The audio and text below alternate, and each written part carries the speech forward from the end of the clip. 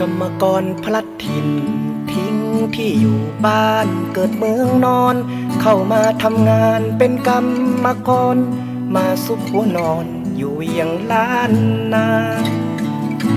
ทำงานไม่เกี่ยงไม่มีเทียงไม่มีต่อรองความรู้พื้นฐานของเราเป็นรองจำต้องยอมอดทนกล้ำกลืนเช้าสายบ่ายค่ำก้มหน้าบักบั่นอยู่กับการงานแบกปูนหามทรายทุกวี่ทุกวันชีวิตแรงงานไร้บัตรประชาชน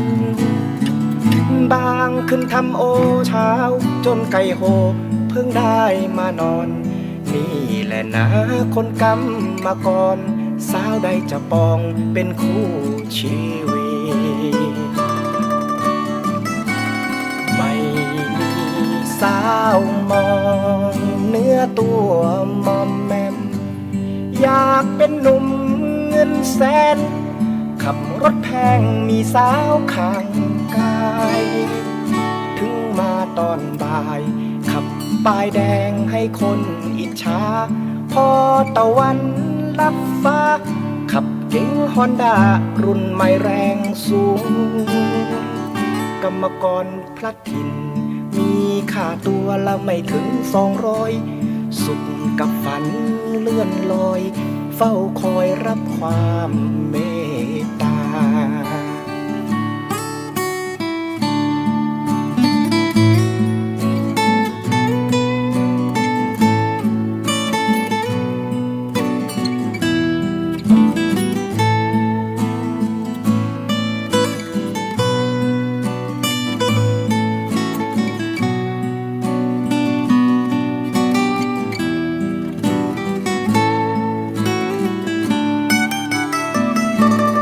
สายบ่ายค่ำก้มหน้าบากบั่นอยู่กับการงานแบกปูนหามทรายทุกวี่ทุกวันชีวิตแรงงานไร้บัตรประชาชนบางขึ้นทำโอเช้าจนไก่โหเพิ่งได้มานอน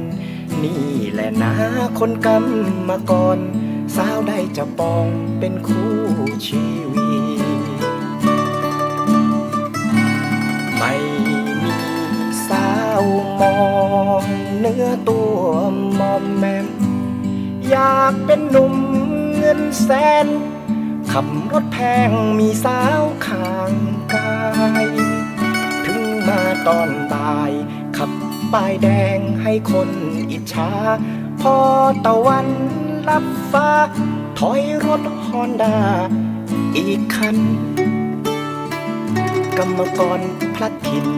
มีค่าตัวละไม่ถึง200สุขกับฝันเลื่อนลอยเฝ้าคอยรับความเมตตา